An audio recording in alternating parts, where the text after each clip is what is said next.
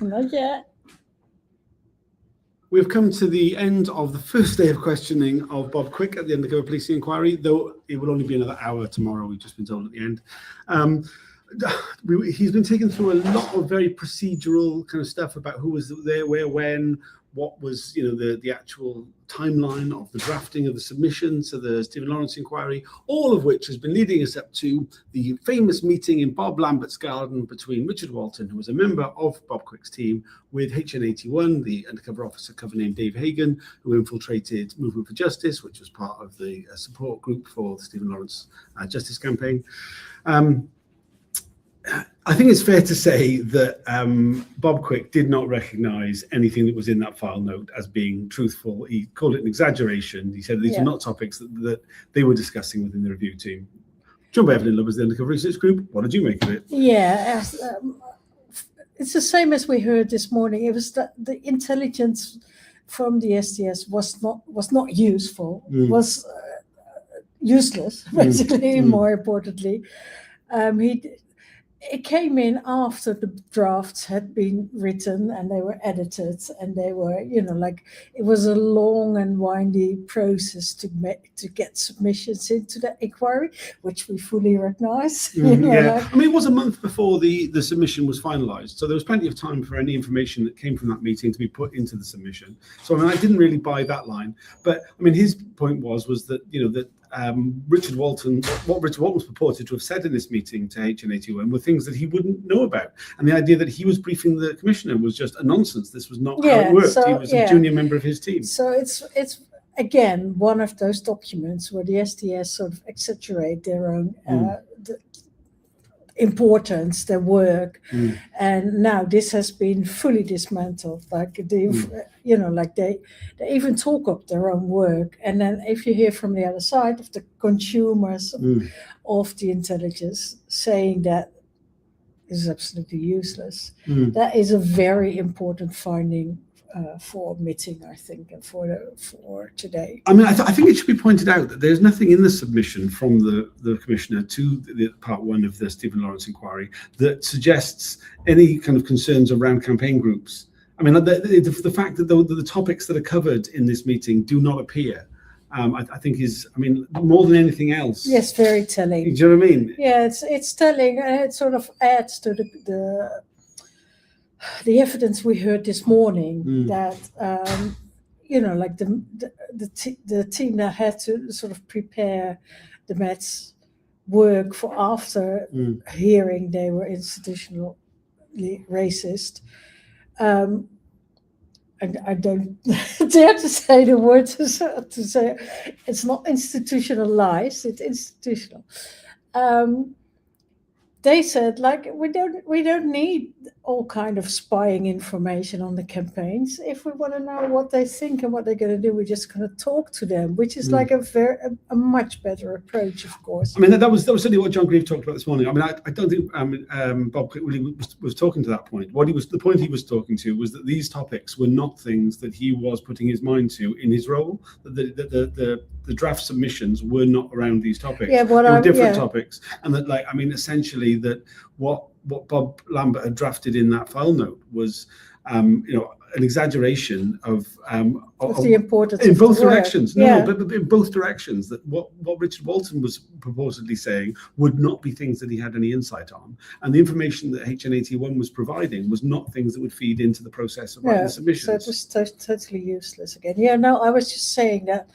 For this inquiry, it's very important to see that it's nonsense from both sides, as you say. Like it wasn't useful for anything. They don't even know about it, and it seems to be just some kind of internal STS thing that they use to get sort of to up themselves. Another question which is important is what exactly was the role of Bob Lambert at this point, because he wasn't with the STS anymore. It's unclear if it was his initiative, which I think now that it was, because it was not asked for by the Lawrence review teams at all. I mean, it's been pointed out that both Lambert and Richard Walton had a relationship that predated his role with the Stephen Lawrence review team, and that it was probably something that Lambert was able to broker without involving anybody else.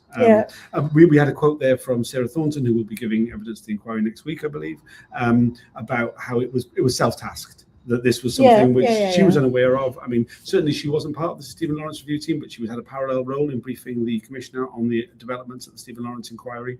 And she was present at the legal meetings that we saw. I mean, I've got to be honest, right? That process of going through the legal meeting minutes, which have been gisted because they included legal professional privilege, which had to be removed. I mean, just the detail of it. I mean, it was, essentially, it was just, it's because Richard Walton has said that his role in writing submissions, writing sections of the submissions, were completed before we had the meeting with Richard with HL81.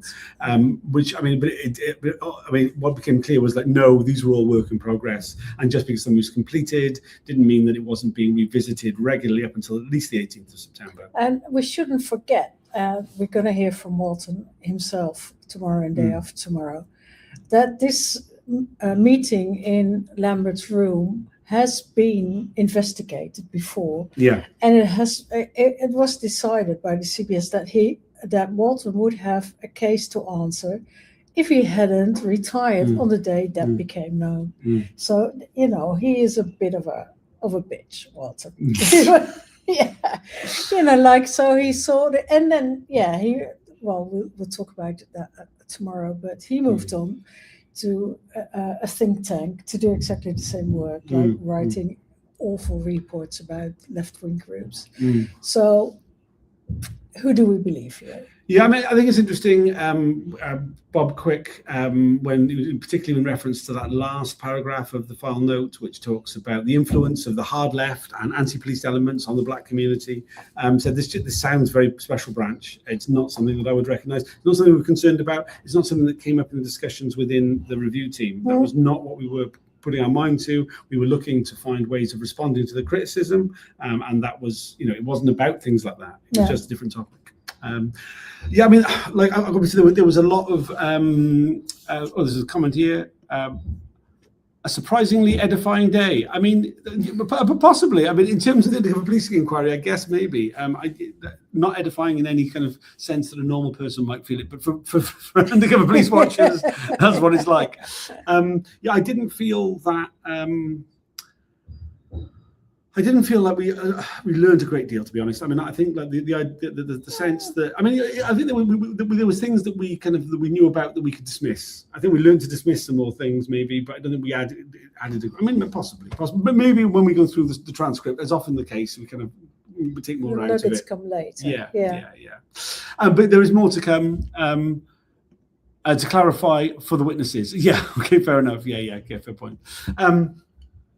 There's more to come for tomorrow from Bob Quick. Like I said, it'll only be an hour supposedly before we then move on to Richard Walton himself, which I think he's got a lot of questions to answer.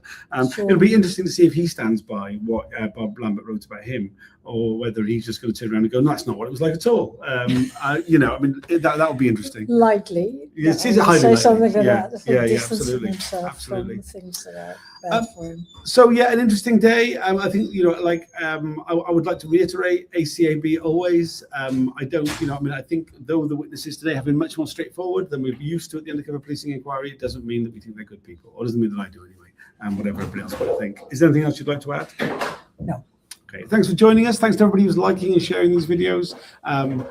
Even though since I've gone from pleading for people to like and share and started thanking people for liking and sharing, the numbers have gone right down. So I mean, I don't think that works as a strategy, but thanks for everybody who does anyway. We'll be back again tomorrow. The hearing starts at 9:30, which means the broadcast should start at 9:45. Please join us for then. I'll do a preview video beforehand.